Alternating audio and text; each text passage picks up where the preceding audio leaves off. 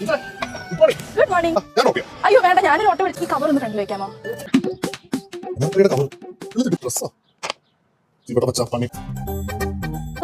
ഒന്നുമില്ല. എന്താ ഇങ്ങനെ നോക്കണേ ലിച്ചൂസേ?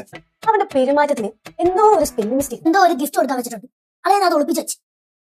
കണ്ടാ, ഞാൻ അപ്പഴേ പറഞ്ഞില്ലേ അവൻ എന്തോ കടത്തിന് കാണിക്കുന്നുണ്ടെന്ന്. എന്നോടൊന്നും തോന്നല്ലേ? ഏയ് ഒന്നും തോന്നില്ല. പ്രപഞ്ചത്തിൽ ഒന്നും സംഭവിക്കാതിരിക്കട്ടെ. ലിച്ചൂസേ, ഞാൻ അന്ന് പറഞ്ഞില്ല ഒരു ഗെറ്റ് ടുഗദർ പ്ലാൻ ചെയ്യുന്നുണ്ടെന്ന്. അതിന്റെ ഇൻവിറ്റേഷൻ അയക്കുന്ന കവറിനെ കുറിച്ച് ചർച്ച ചെയ്യാൻ വേണ്ടി വന്നതല്ലേ?